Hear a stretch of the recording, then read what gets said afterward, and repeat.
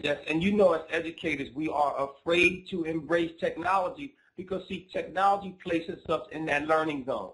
And so to go into that learning zone, we must come out of the comfort zone. And that learning zone is close to the frustration zone. And so you have not only building leaders, but district leaders who are afraid to embrace technology. And technology opens so many doors for not only our children, but our educators. I even had one of our, superintendents say to me, well, technology, doesn't teach a kid to read, but they don't understand that what it does is it gives the students the opportunity to do so much more. They can read in 10,000 ways. But we need people like you, champions for technology, who are willing to fight that fight and continue. So don't lose hope. Don't be discouraged. I'll be coming to New Orleans soon, and I'm coming to see you because I'm going to check on you and make sure that you have not given up. And I'm also going to make sure that those administrators are supporting you, because if they're not, then they're going to have to see me, because my philosophy is that there's no class that won't pass. And so you have to have that support, to make that happen. And so please stay in touch with me. Stay strong. Stay in the fight, because we cannot do it without you. And just show them all the wonderful educators that are on Twitter. That'll let them know why we need to make sure that our students have iPads in their hand. And I just bought 300 iPods, for my school. We're trying to do big things, and this technology is going to help us, because this is a way for our students to develop this global identity, and that's what we have to do. So stay in the fight.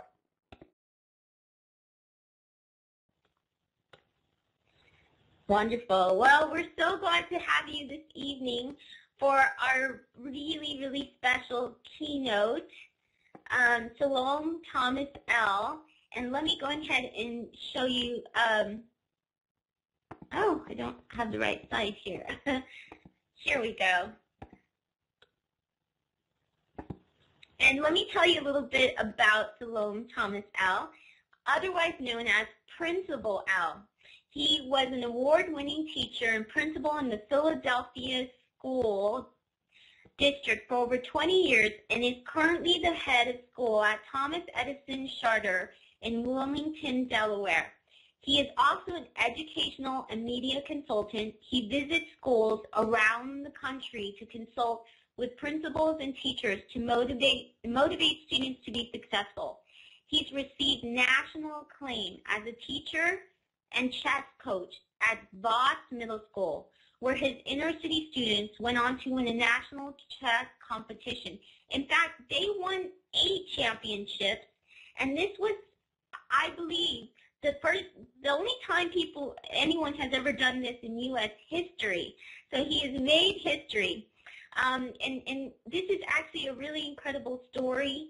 He shares it in his book. He's a regular contributor of the Dr. Oz Show and the author of the best-selling book, I Choose to Stay. He frequently appears on C-SPAN, CNN, and NPR, and has received the Marcus Foster Award as the Outstanding School District Administrator in Philadelphia. He received the University of Pennsylvania's Distinguished Martin Luther King Award and was honored as Philadelphia Magazine's Best Philadelphian, and was a Reader Digest magazine inspiring American icon. And let me go ahead and show you that slide. And this is his newest book that I have had the pleasure of reading, that has a foreword by Will Smith. And this is called The Immortality of Influence, which is what he will speak about today. So I'm going to go ahead and hand him the mic, and he will get to tell you his inspiring story. And listen and be inspired. You can have the mic. Thank you, Shelley. Very right to give me a smiley face and let me know you can hear me. Some of you may not want to hear me, so you can send me a frown if you want. Okay, good. Looks like we have, I have good audio. I want to thank you, Shelley.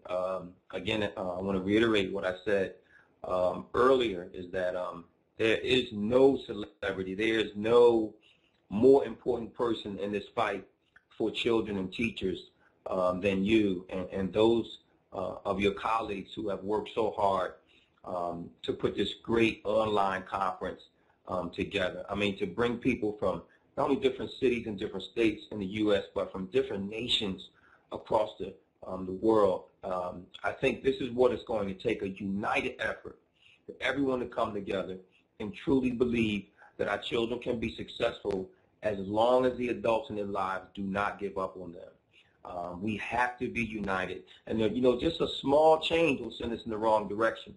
And we can't be distracted. You know, and I talk to my teachers and students often that in the word united, if we change the T and the I, it becomes the word untied. A small change changes the entire definition, the mission, the vision of one word, an entire organization, school district, you know, or country. So people like you, Shelley, and Clive, and all of the folks who are involved with putting this conference together are people who understand that vision is important, but you must have a plan. And your plan was to bring together educators, parents, people who want to make a difference. And I can truly say that I am a believer. And my students know that my motto is a vision without a plan is a hallucination. And to see what you have dreamed about, what you work hard for, to grow into what has become. And this is not your first conference, but I'm sure your plans were for this to be your largest yet. And I'm just honored to be touched by the people who are here in the audience, but also to be able to influence them, hopefully in a powerful, positive way, where they can go back into their own communities.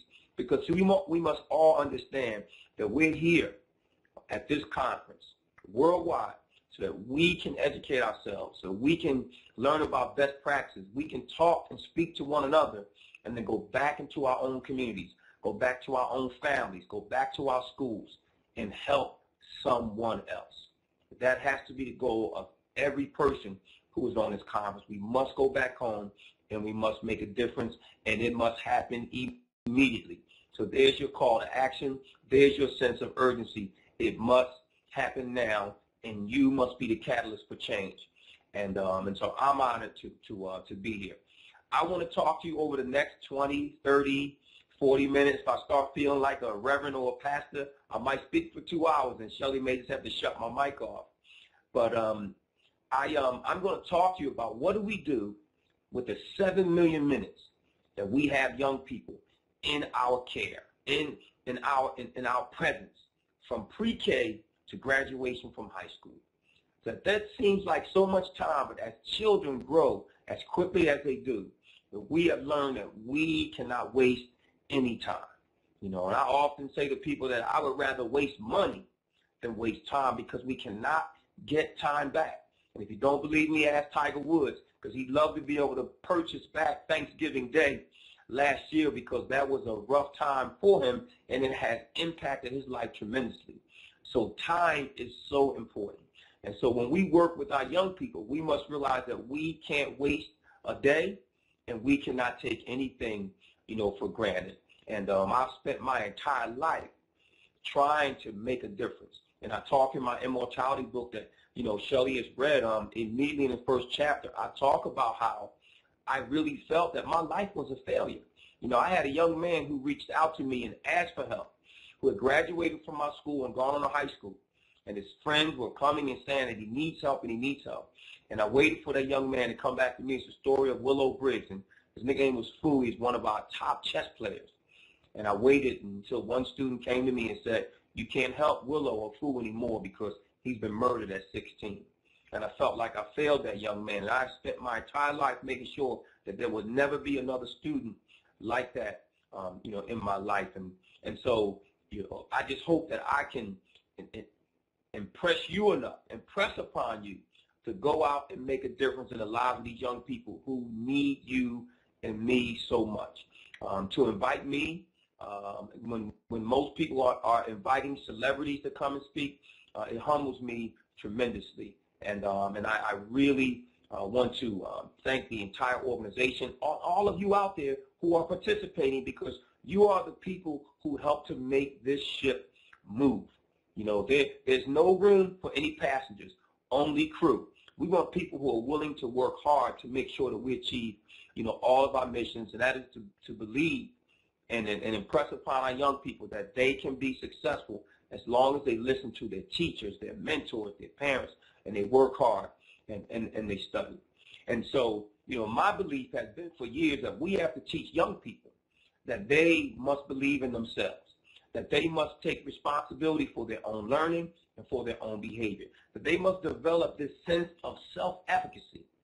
But the way they develop that is that we as educators collectively, through what we call collective efficacy, we work with our young people and believe in them, even if it takes us 30 years to help these students become successful.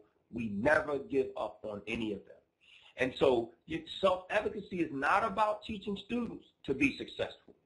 It is about teaching students how to respond when they are not. We students have to understand that failure will be a part of their lives, that they must embrace failure, that they must own failure, they must learn from failure. But they learn from it, and then they move on, and they become stronger because of it. And if they can look up, they can get up. And we have to teach students that you are not a person who believes that once something doesn't work out for me, that my life is over, that I must do something drastic. That's what happens to young people who don't understand that they can be successful, that those setbacks are only temporary. See, they need to grow up to become people who decide, my life is not right, so then I'll go and shoot up a college campus. Or I'm a 20-something-year-old mom and I'll murder my daughter because I want to party. We don't do that. We don't teach students to do that. We teach students that they can become successful when they work hard. And that's what we have to do. And then the idea is, how do we reach those students? We reach those students through great teachers. Teachers who are supported by principals, who are supported by school leaders, by administrators, who believe that their work, because my work as a principal is reflected in the work of the teacher. If the teacher is not successful, then I am not successful. And as a teacher, all good teachers believe that if their students are not successful, then we are not successful. And so our relationships must be built upon the fact that we work together in the classroom. You've heard often during this conference that we must allow students to be as creative as possible. We must allow parents to be involved in this process. But we must be willing to give up ownership, give up some of that control so our students can grow. With flexibility comes longevity, and we must be willing to help those students grow and become the people that they want to be. When we will also support those parents. There's so many parents who struggle. I have parents who come in and they're not happy with the way that I discipline their children, and they come in and say to me, Principal, well, I don't like your program. And then I have to nicely say to them, if your program was working, I wouldn't have to use mine. I have students who are in my school 7, 8 years who never come into my office, and I have some children who are in my office more than my furniture. So I truly understand that parents play an important role in raising children and educating children. I remember my mother saying to me long ago that when I first talked to her about wanting to become a teacher, she said to me that you must understand that every teacher is not a parent, but every parent is a teacher. And I never forgot that, because throughout my career, the students who have been successful, even the ones who struggle but allow the educators in their lives to help them, are students who had the support of their parents or some other adult, in their lives. And so I do not minimize the role of the parent. Myself as a father who struggles to raise 2 girls, and I took women's studies twice in college, and I still only get 1 hour of ESPN in my house every night. Now, I don't know how that happens, but for some reason, the girls run my household. And so I am looking for some advice on how to gain control as a man when he has 2 daughters who are just high maintenance, because you ladies are high maintenance at any age. It doesn't matter. So I am, as a father, as a parent, God is still working with me, and I'm going to continue to try my best to do what I can to raise those 2 young ladies so they grow up to be as strong as possible, as confident, to love mathematics, to love reading, to love school, but more importantly, to love themselves and understand that when they see others, they see themselves. I teach my children, and even in school, they must respect diversity. Our students must be able to see one another and not see color, not see religion. They must see another human being, another individual who's going to grow up and make a difference in the world just like them. And so you treat that person as if they are your sister and brother. But my own mother, who for me was a great role model as a parent, who was very strong as a single mom, who supported me throughout my entire life as a student, as a teacher, is someone who I often look up to. My mother's in heaven now, but I know that she looks down on the work that I'm doing. And my mother spent many of her own years of her life working in schools and working with children, and that was a big inspiration, for me. And my mother, as a third grade student, my mother walked into my classroom and said to my teacher, who was a young white female, who was not from our community. I grew up in the poor housing projects in Philadelphia, public housing, and even as a teenager grew up in public housing. But in third grade, my mother had the presence of mind to go to my teacher and say, listen, I need help.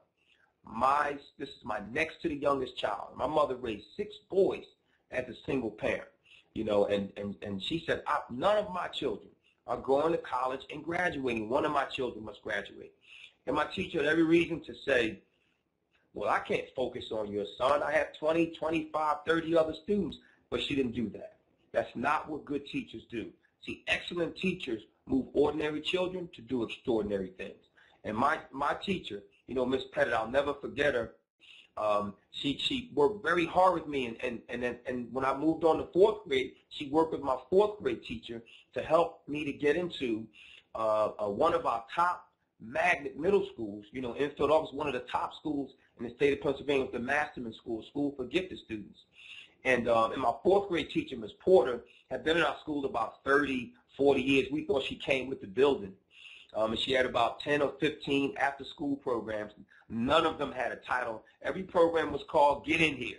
And we got right in because we knew that those ladies cared about us. And they wanted us there after school because they could keep us safe. And they supported me. They knew I would struggle in a school for gifted students because I came from a struggling family.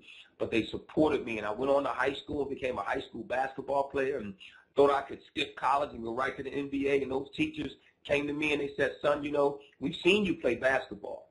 And I thought that maybe they could help me find an agent. They said, no, we can't help you find an agent because you can't jump over a credit card. So you won't be going to the NBA.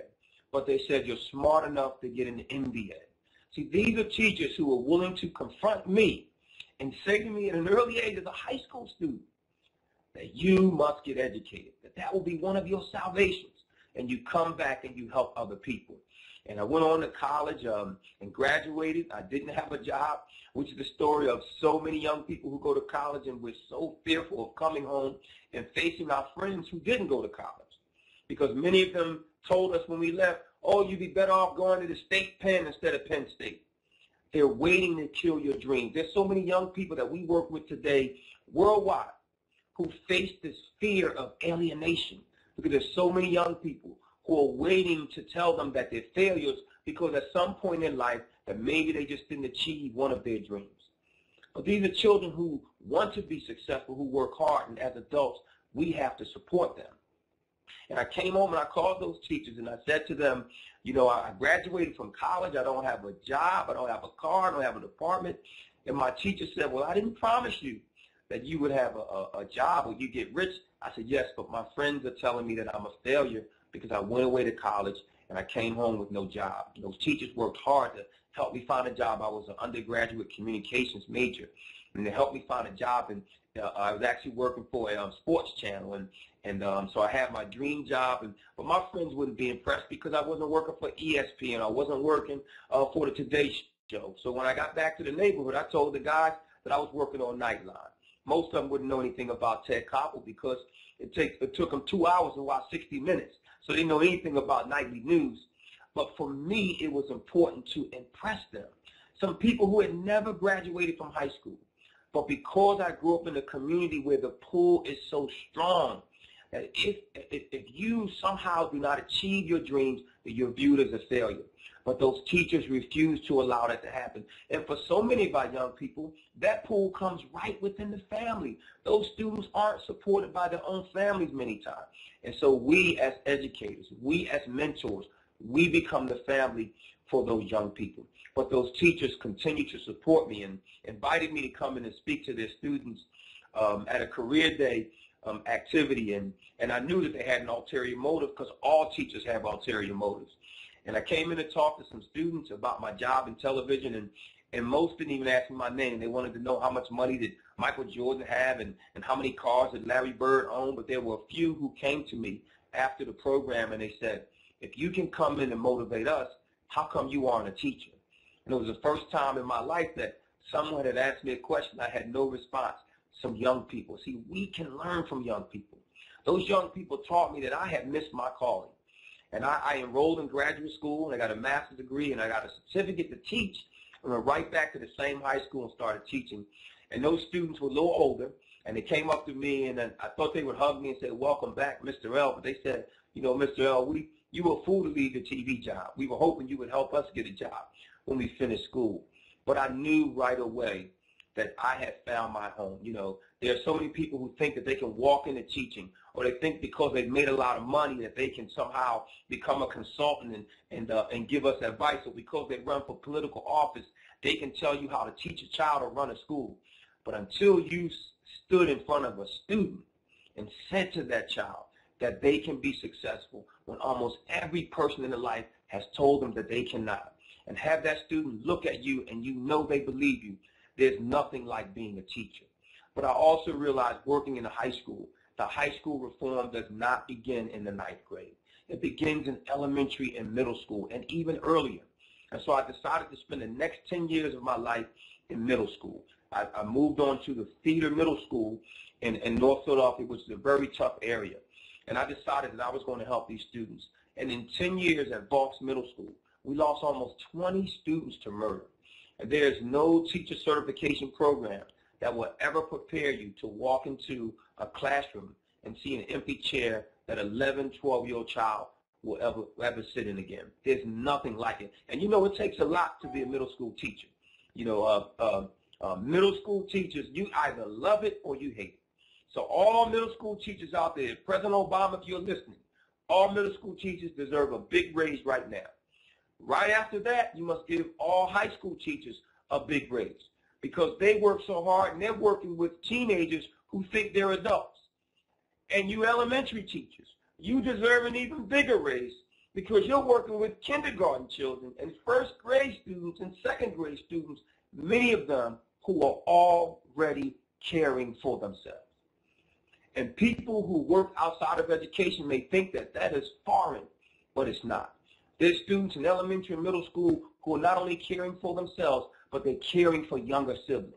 Some of them are caring for elderly and sick parents. They have many responsibilities. And so as teachers, as educators, we must be there to support them throughout their trials and tribulations. But my time in middle school, I also realized that that adolescent period is a tough time. It's a tough time for children and for the adults who are working with those children. We have so many students who are making bad decisions, good kids making bad decisions. And I had to find a way to teach my students that they could choose the behavior, but they could not choose the consequences. And that's why I started to teach kids to play chess. You know, I didn't think that any of them would become chess masters or chess champions. I just wanted them to learn mathematics on a chessboard. And I started teaching special education students mathematics on the chessboard. Knights move on right angles, bishops move on diagonals. The chessboard is a large square that contains 64 smaller squares.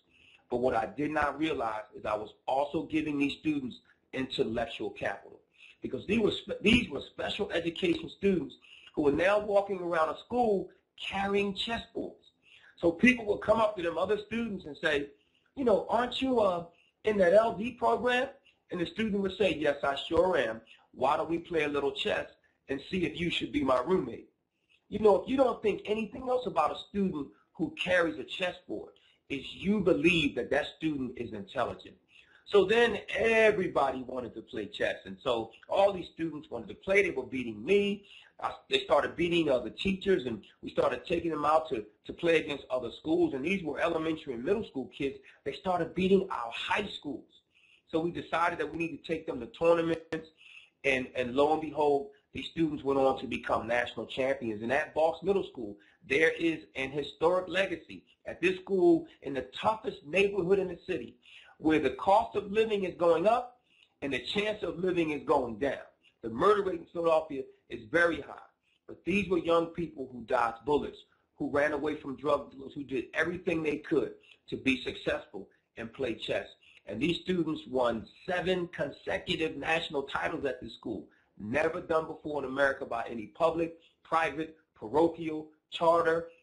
It doesn't matter. These students were the best at what they did. And we would often have people who would come to us and say, you know, who are the chess masters that work with these students? And I have to say to them, we're a poor school. We can't hire a chess master. These are children who believe that they can be successful, and they're surrounded by teachers who teach them that success only comes before work in the dictionary, that they must work hard and continue to work hard if they're going to be successful. And that was so, my idea was that if I could take this concept and take it from one classroom and make it something school-wide, where everybody in school wanted to be a chess player instead of a basketball player, instead of a football player, then I would be on to something. See, because chess teaches students to critically think. It teaches them to problem solve. I mean, it teaches them logic, reasoning, to think 3-4 moves ahead, which is not only as important as a child, but as an adult. Many of these children who grew up and became successful adults said that how they drew on their skills they learned as a chess player as a child when they were in college and when they became business professionals. But I said to myself, working in this middle school for 10 years, that I have to have a larger impact. That I need to make this school-wide. I need to make it district-wide. I need to make it nationwide, worldwide. So I decided that I wanted to become a principal. But I had to call my boss first, and that was my mother. And I said, Mom, I'd like to be a principal. And she said, boy, have you lost your mind. Why in the world would you want to work with adults? And I said, Mom, but I'm tired of breaking up fights in the lunchroom and in my classroom between kids. And she said, son, don't you know that as a principal, you will break up more fights between your teachers than you ever have between your students? And she told the truth. But you know what? I have not regretted my decision to become a principal 1 minute. It is the greatest job in the world, because I knew from the first day that I could only be successful if I respected and protected my teachers. That I realized that I could do nothing without those teachers. So when one comes into my building coughing and sneezing, I'm in her room right away with a cup of hot tea and lemon. And she says, oh, Principal L, you must love me. And I said, yes, I love you. But you also have Rashida and you have Brian in your room who have given me trouble for years. But this year I have not heard one word from them. And so I cannot come in and control your classroom the way you do, so I must keep you healthy. See, as principals, as leaders, we must understand that it is our duty. It is the duty of the administration to serve the people, not the people to serve the administration. So my mother said to me, son, I will give you my blessing. You can become a principal. But you must remember one thing, that when you walk into your school for the first time, that you will meet teachers who have been there for principal after principal after principal. You will have old ladies who have been at your school teaching the children of the children that they have taught. They will be smarter than you. They will be more experienced than you. And she said you must bow down, you must respect them, and you must submit to them and understand that they are successful because principals support them. And I said, Mom, I got it. And I went to school, and in my first faculty meeting, I used my mother's entire script. The problem for me was I didn't edit out the part about the old ladies. And so I was in big trouble. For my first year, I had to buy color copiers and whiteboards and everything for everybody. If they had smart boards in 1999, I would have purchased one for everybody because I needed to get back in the good graces of those ladies. But more importantly, folks, and seriously, I understood early on that if I was going to be successful, that I had to be willing to support those teachers, but I also could not be afraid of the conflict. So this goes out to all of you aspiring principals and administrators who are out there right now listening, that you understand that you support those teachers. You support your children, your families, but you must also have the courage to make the tough decisions for your children. I made those mistakes early in life. I made some decisions where my teachers benefited and my students did not. And I had to understand that my role as a leader was I had to embrace conflict. You know, I had my pastor say to me one day that the price of leadership is conflict. And we have to be willing to say to a teacher, no, you're a great, you know what, you're a great third grade teacher, but you're not a great sixth grade teacher. And so I'm going to have to keep you in third grade. Or, hey, maybe for some people you may have to say, listen, maybe you should try something else, but this is just not working. Or maybe say to a teacher, let me support you in becoming a better teacher. But making those tough decisions that we know that may not make us popular. Because early on I wanted to be the popular principal. But when I became successful, it was because I was no longer concerned about being popular. I was concerned about doing what was best for my students. And here's the kicker, folks. It never involved raising the test scores of my students, because I truly believe that there's so many ways that you can manipulate test data. And you can read about the controversies going on in some of the major cities right now. There are people who are able to manipulate data. My belief is that if students are cared for, if they are supported, if they have teachers who believe in them and principals who support them and families who are there for them, and if they're struggling, then schools and communities who support them, then those students will become successful. And it may not happen when you're ready for it to happen, but when it does happen, we have to be there to celebrate with those children.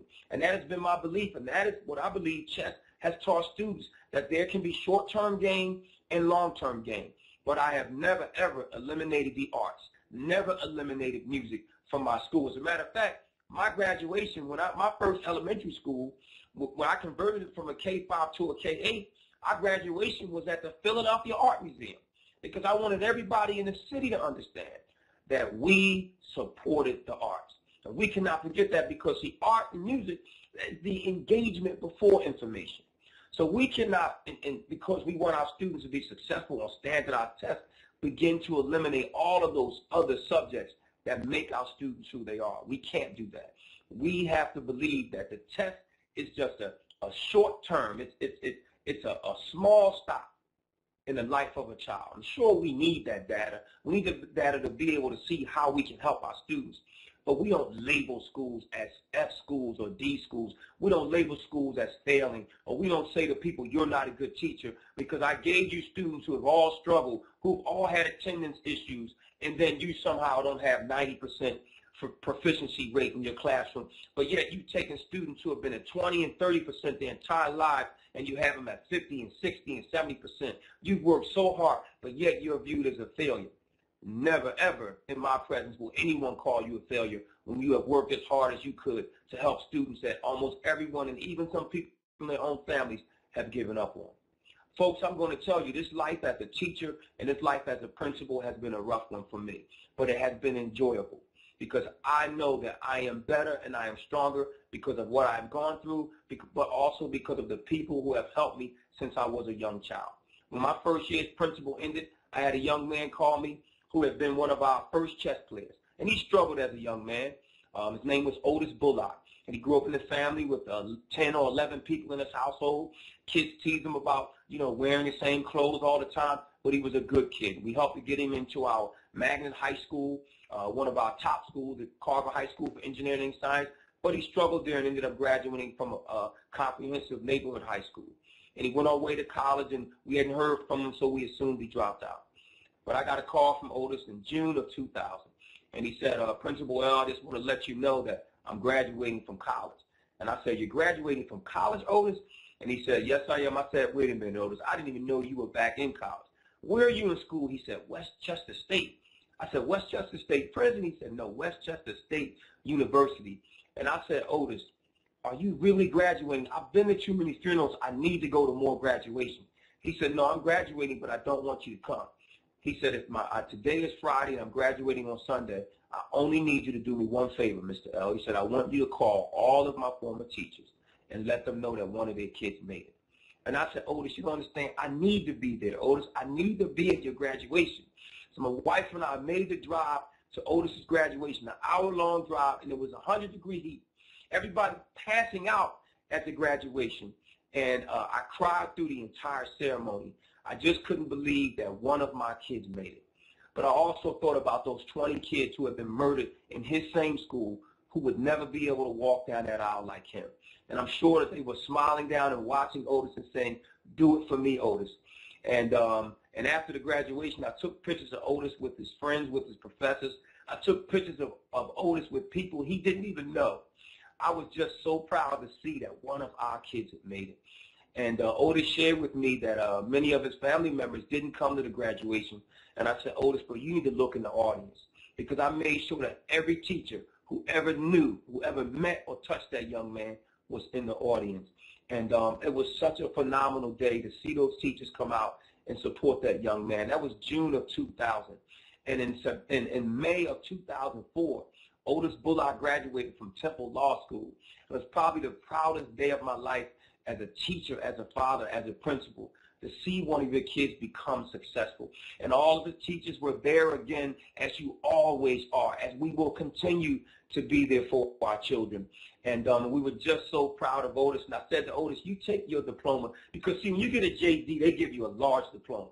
So you take it back to the neighborhood, Otis, and you show all your friends who teased you when you were young because you listened to your teachers and you listened to your principal and your mentors, and you show them what happens. I said, but also let them know that their fathers teased me when I came home from college and didn't have a job. Because, folks, I did probably one of the craziest things in the world is I became a teacher and principal in the same neighborhood where I grew up. And it was very challenging because you are viewed as the enemy when you come into your own community and you try to deliver education to young people. But we were able to save lives. We were able to convert people to believe that they had to understand that that education was going to be the way to make it, out of the community. And I was so proud of Otis and so proud of just the story because, see, and that's what encouraged me to write I Choose to Stay. Otis's graduation was where I began to formulate this idea of a book where we're able to say to students that there are thousands of teachers out there, there are thousands of leaders and principals who are helping young people. Not one. I'm not the only person who's making a difference. There are millions of you. But Hollywood loves to tell the story of the one person who came in and saved everybody, and it doesn't happen like that. This story happens through years and years of failure, of crying, of struggle, but of teachers who don't give up on our children. And it's not about waiting for Superman. We've never waited for Superman. And I understand what Jeffrey Canada was talking about. I have a lot of respect for Jeffrey Canada. But I must say that we cannot buy into this concept that charter schools are going to be the answer, that they're going to come in and save everybody. I am a charter school principal, folks, and I'm saying this to you, that charter schools are only a part of the solution, that what we need to do is develop and build good schools for all of our children. There shouldn't be one family in this world who is able to say that I'm not happy with my school and I have nowhere to go. We must give those families options. What gives me the right or you the right? Because our children are able to go to the schools they want to attend, or we can move and make sure they attend better schools. To say to a parent who is stuck in a community where the schools aren't successful and she has nowhere to move, or she's homeless, and we say to her, you have no right to put your child in a school because you feel that that school might offer them a better education. No, that's hypocritical. We can't say that. We must give them the opportunity to be able to do that.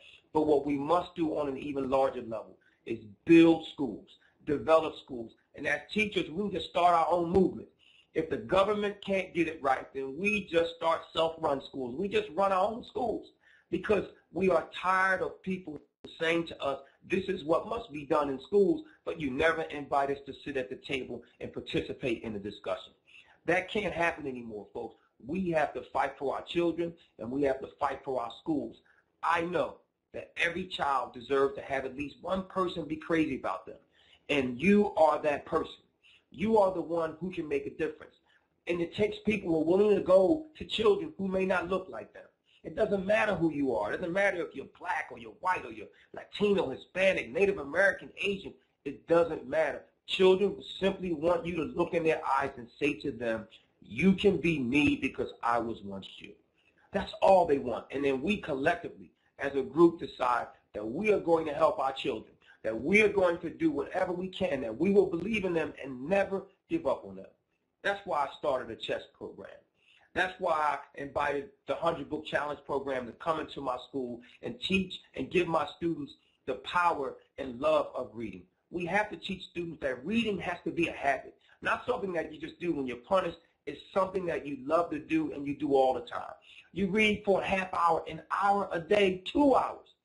You enjoy it, you embrace it, and it becomes what you need to do that makes you successful. You travel through reading.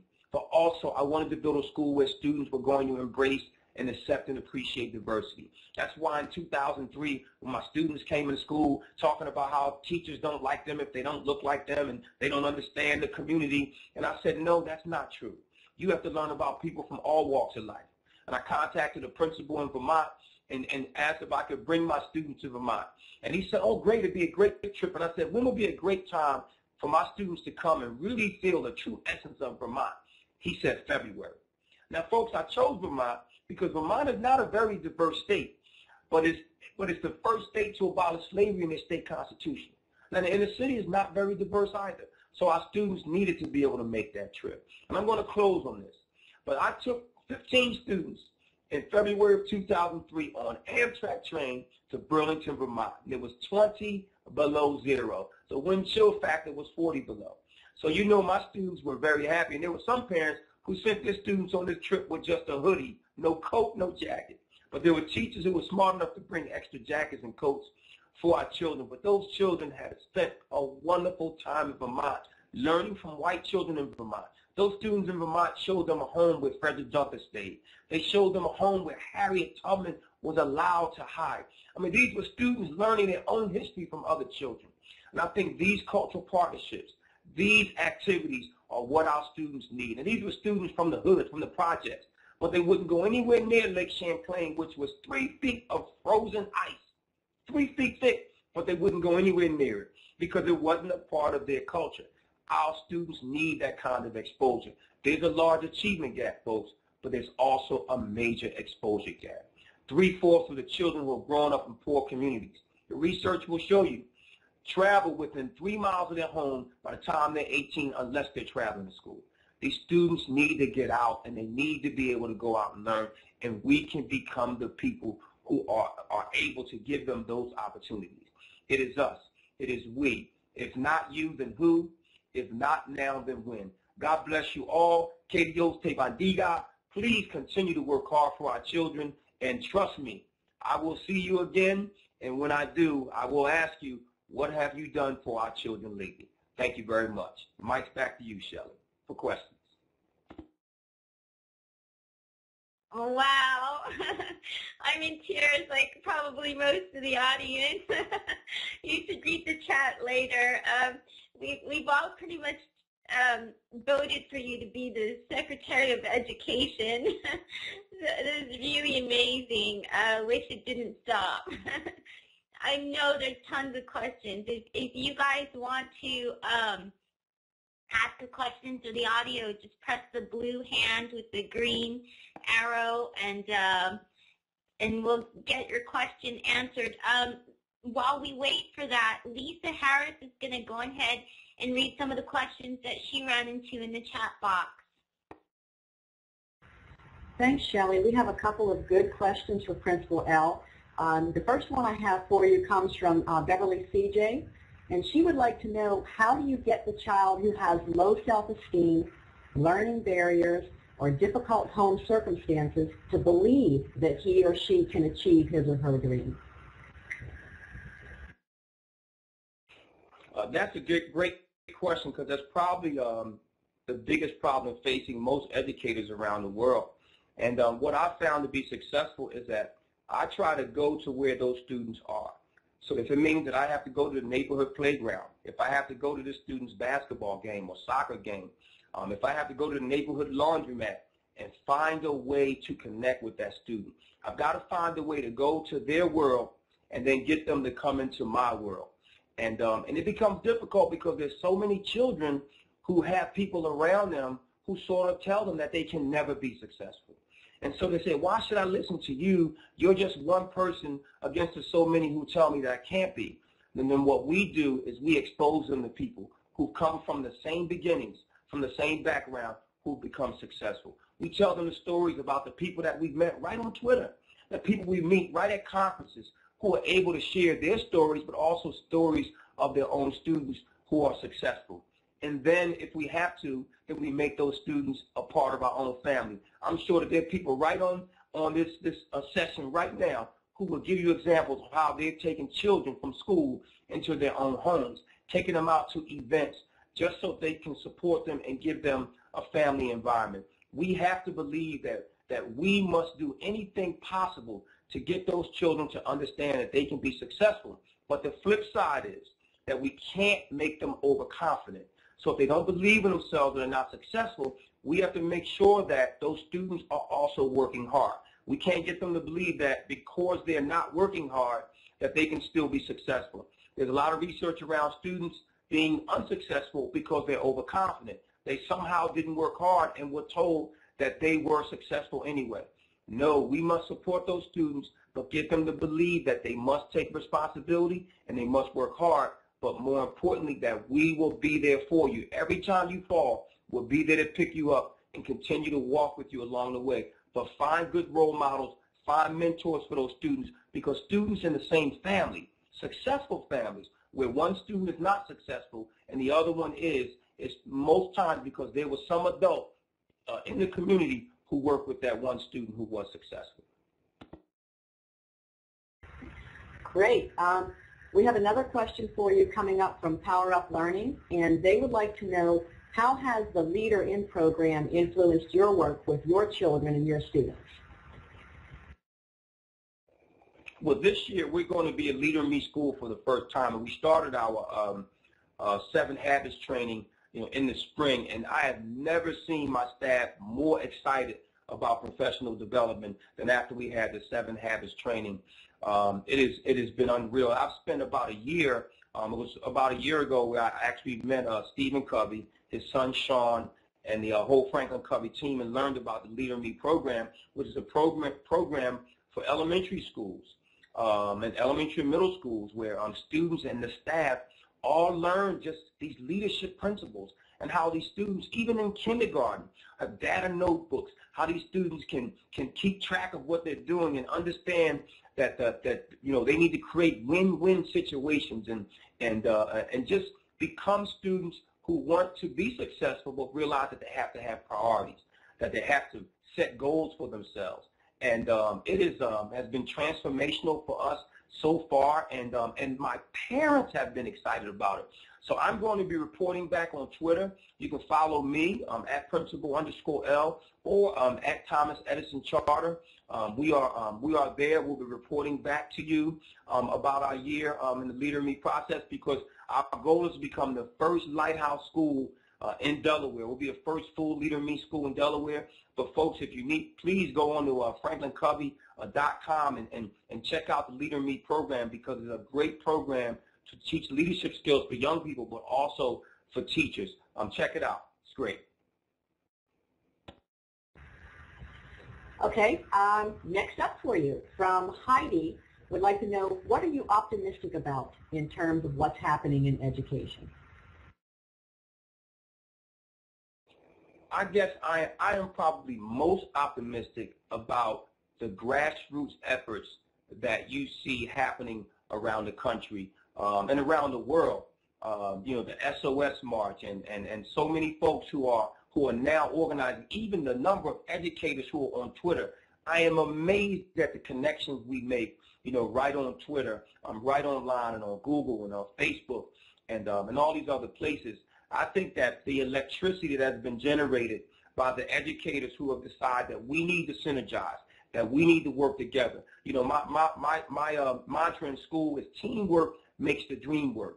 And I think that we're beginning to see teachers now work together. We're no longer will we be divided and conquered. No more coming to us and saying, let me underpay you for 20 years, and then if you raise test scores next year, I'll give you merit pay. No. You need to make sure that you are taking care of the most noble servants in this world, people who give their lives to children.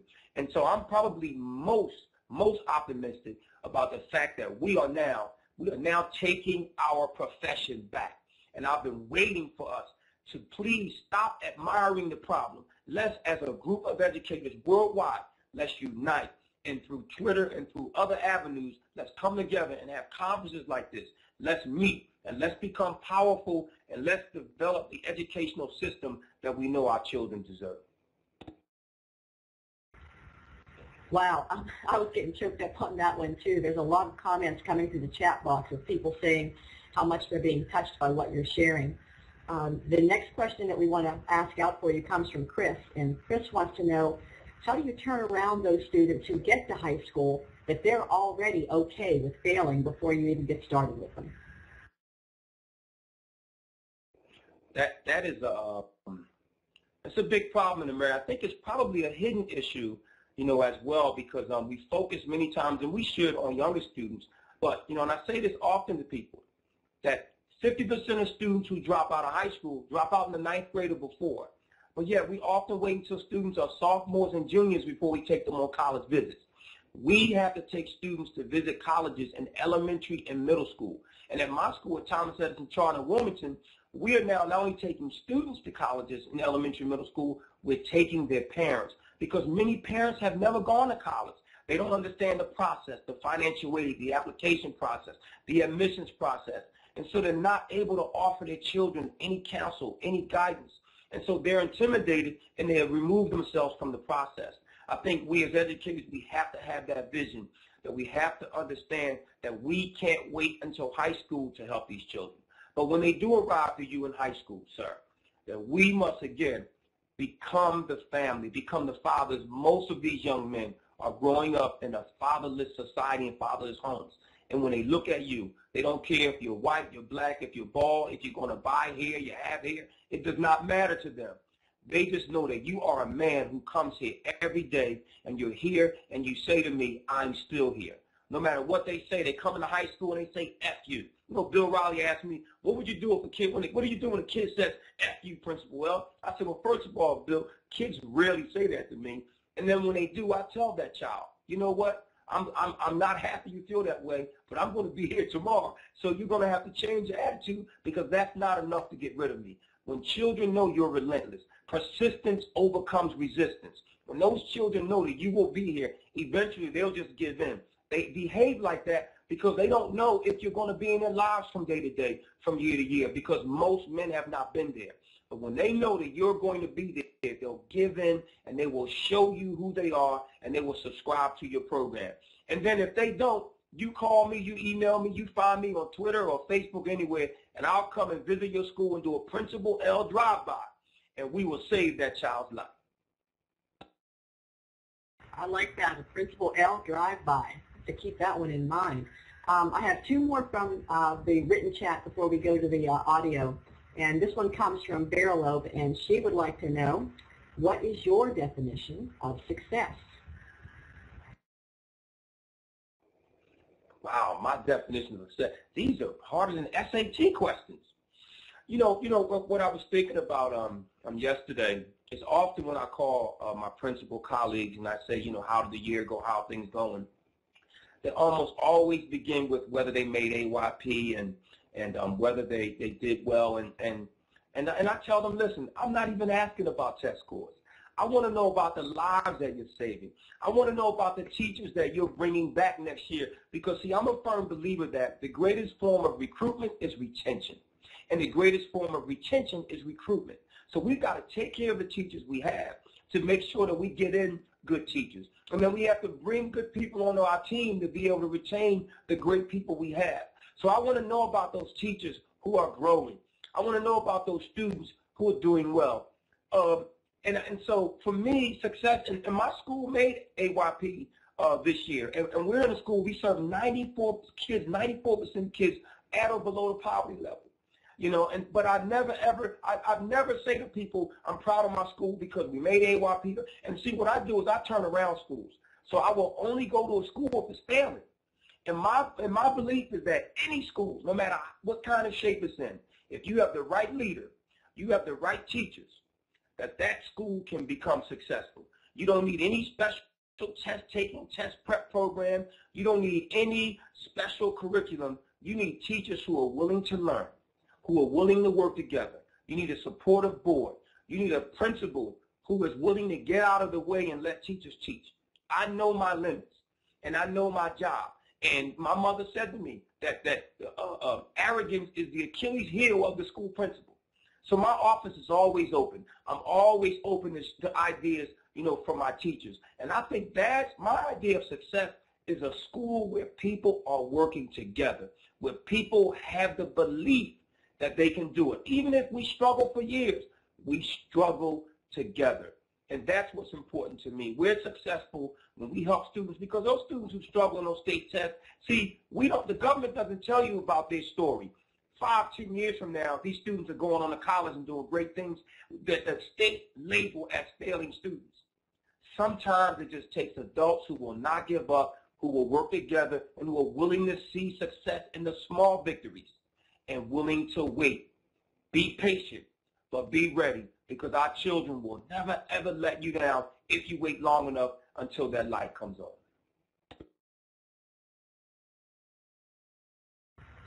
Right before we end, I'm going to end with a question from Will, but we actually got one more in the chat box that I want to throw to you before I give you Will's question, because his will be a great one for you to round out with. So from Ryan Bredtog, they would like to know, there's a tremendous amount of tension growing or already existing between teachers and administrators. How do we rebuild those bridges when they are broken or breaking? Wow, there's tension between teachers and administrators. I wouldn't know it, because I thought my teachers loved me, because I sure love them. I mean, even for professional development, I took my teachers to Rehoboth Beach for a day. Now, of course, I had them there, playing tug of war and flag football and trying to find out which team was smarter than the other, just all team-building activities, but it was a day for us to grow as a group. See, when you're going to turn a school around, it's about changing the culture of the school, the culture of togetherness, of teamwork, that we struggle together and we're successful together. And I think that if we're going to prepare the broken relationships between teachers and administrators, that we both need to understand that we have roles in the building, and that ultimately the decision has to be mine. And so you have to respect that power. But I also have to respect you, because you are the one person who makes a difference. I've never seen one principal become successful because his teachers were not successful. So, so teachers understand that when you come in, that you work with that principal and you support that principal. The principal does the same. The principal then turns around and says, I will support you. I will not throw you under the bus. I have many superintendents pissed off at me to the highest of festivity, because I had protected my teachers when they needed to be protected. I've gone to boards and say, I know that you said that there's no money available for raises, but we've got to find a way to help teachers. We find money to build stadiums. We find money to do all the other things that are not important, but when it comes to our children, we don't have money. I believe that we have to work together. Our children are suffering because of those broken and failed relationships. Children are very observant. They know in a school when teachers don't speak to one another. They know in a school when a principal doesn't respect his staff. I worked in a school as a teacher where we had to face those issues, and it was tough working in that environment. And I said to myself that I would be dedicated to making sure when I became an administrator that I would have respect for my teachers. Even when I tell them something that may not be positive or they may not want to hear, I will deliver it in a way where I will say, we will get better. We will make this change. We will do it together. And I think when people are disciplined with dignity, they're willing to accept those consequences and grow from them. But principals must understand, and I say this to my colleagues often because I'm going to go publicly and say it, folks, that all principals don't get it.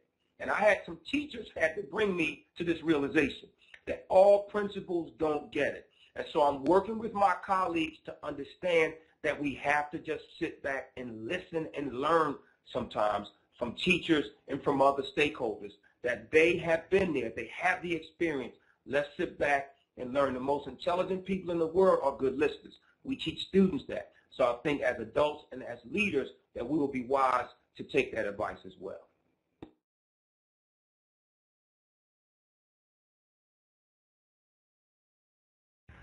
Okay, so we're going to round it out from the written questions before I throw it back to Shelley for any left on the audio with the hands up. And you have shown such tremendous passion and such tremendous energy for what you do. This question from Will really round this out. He would like to know, how do you stay renewed and not get burned out with this work? Well, I'm going to tell you, if I could, I had a lady say, Principal L, you ought to write that book, because I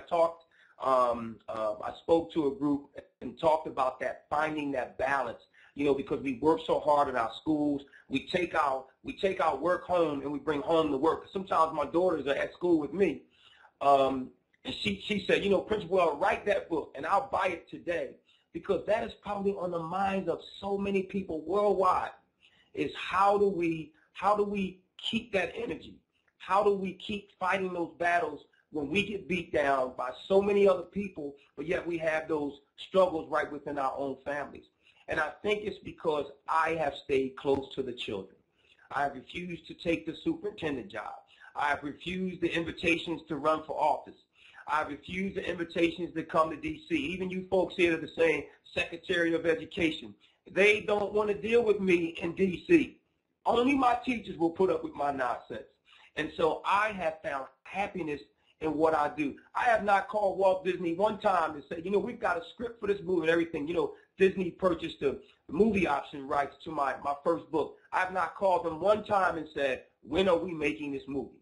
I'm not concerned, because you know why? When they decide to make it, or whoever makes it, I know that they're going to pull me away from my school, and I am not ready to do that. I love my job. I go to work and do what I do, and then I get paid.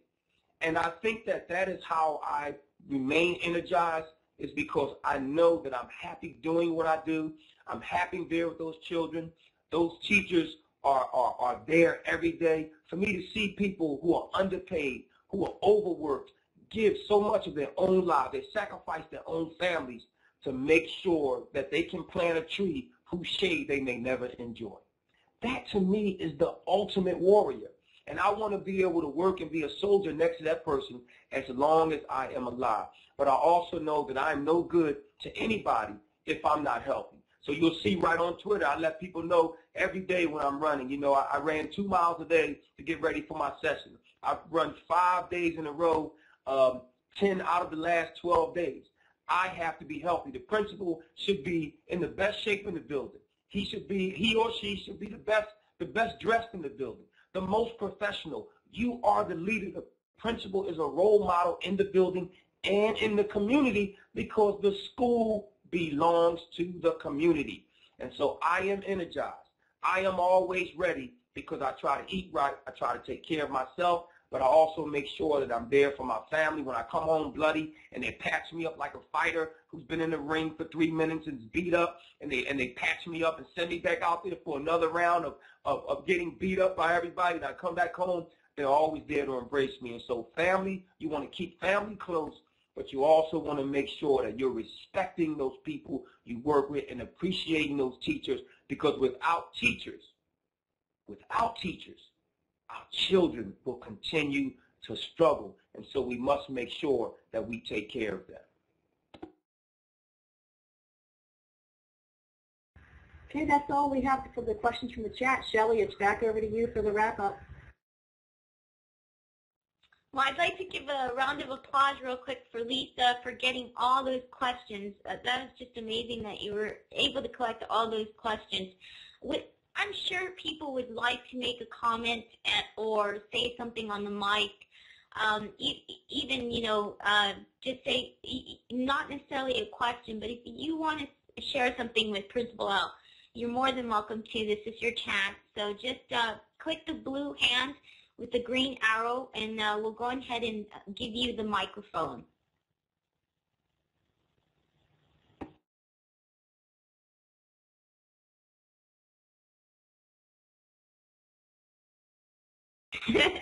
So, Debbie, you have the microphone.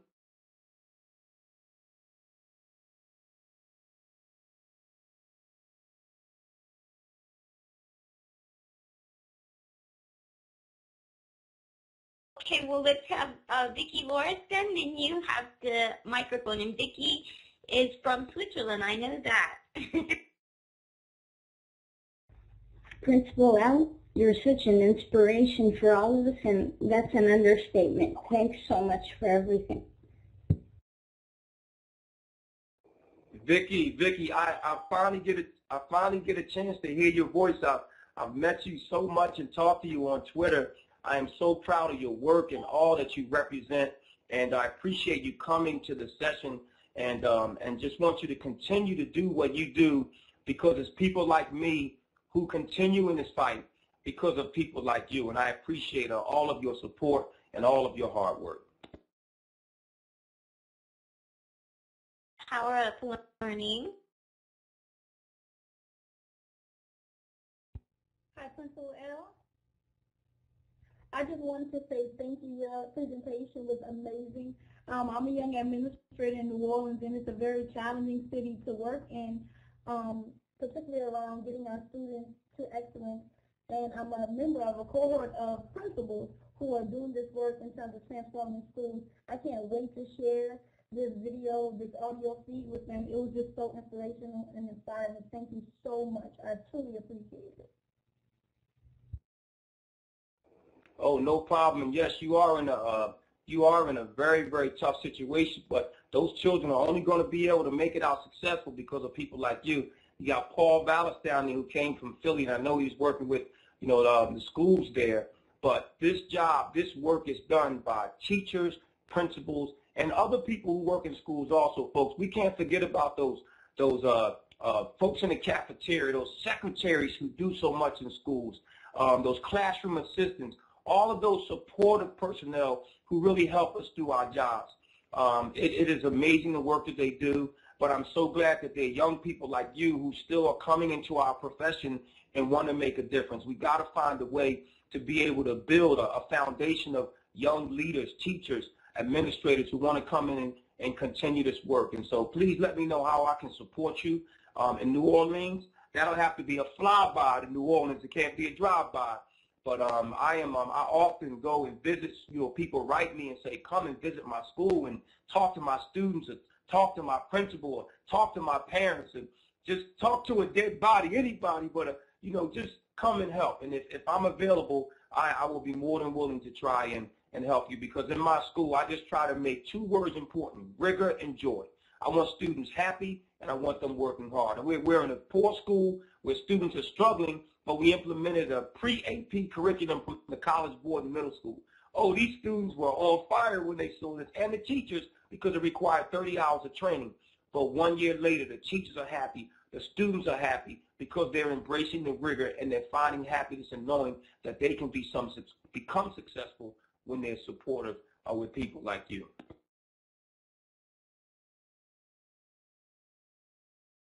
Jessica, you have the mic. Hi, are you able to hear me?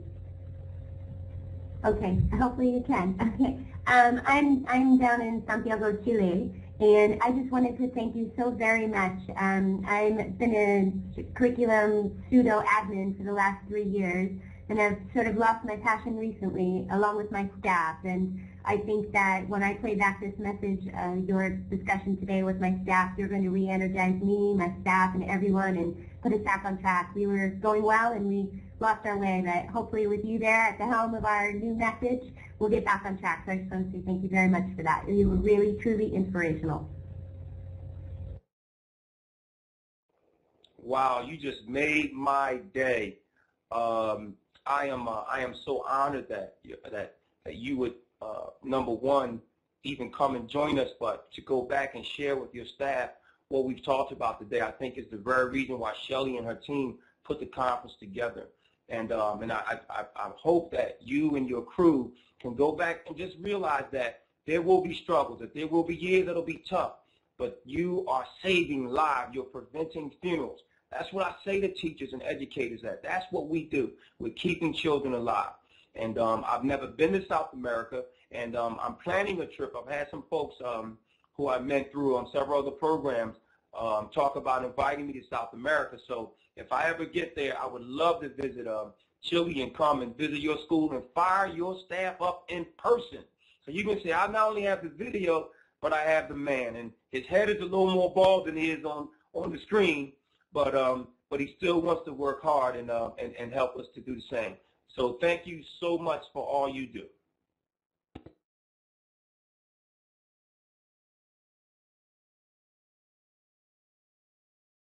have Will, People God G. Hello, how are you doing? My question more so goes to how important is it for you, I guess, as a black man to do what you do? Because when I used to work with young people, you know, I brought with me the weight of our community. And, you know, I'm 37, but my parents drank from colored on the water fountains and sat in the back of the bus. And with me, when I went with young people, I just wanted to impress upon them the importance of getting an education and what it means, you know, to our community and to our future. And the weight just got to me to the point of dealing with them in the community when I just had to step back and be like, okay, I have to do something else because it's difficult. So how do you see yourself, I guess, as a black man in what you do? Thanks for your question. I see myself as a role model for all people. As you know, the image of the black man worldwide is not always positive. And to be quite honest with you, there have been many, not only black men, but just men in general, who have not done anything to help the reputation of men.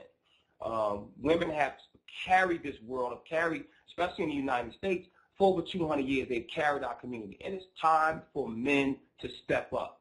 It is time for us to join this fight. It's time for us to become better fathers, to make sure that we're getting involved in education. And so I feel like I'm just one man who's trying to make a difference. I believe in the power of one. And if I can just influence or inspire one other person, one other man, one child to do the same thing, then I've done my job. And so I see myself as an example of a young man who struggled growing up in a struggling family, but who people helped. People who did not look like me, who were not from my community, but who said that, son, you can be successful, and when you make it, you must come back and make a difference. And so I see myself now as the man who has to reach back and grab another one. Each one must teach one. And so I'm giving back and trying to do the same thing. And it's a heavy load. I had a teacher come to my office one day and said, you know, Principal L, that crown is very heavy that you wear. I would never want to wear that crown. But I respect you for even making the attempt, because there's so many people who get to the door and walk away and never make that attempt to be a school leader. And that really made a difference for me, because sometimes I feel underappreciated, you know, unappreciated. But I do realize that as a man in this world, that I must make sure that I'm a great role model for not only young people, but for men to understand that, to teach them that we ought to make sure we're respecting all people, because we should be the leaders in our community.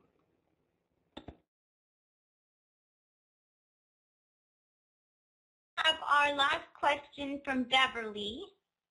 Beverly, you now have the mic.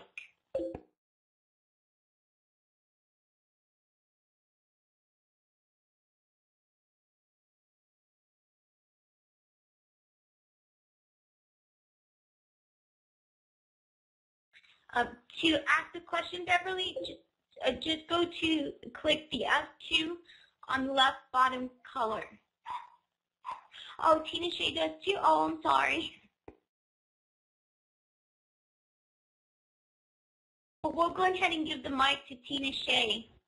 Oh, well, no, Beverly just came on. Okay, sorry, Beverly.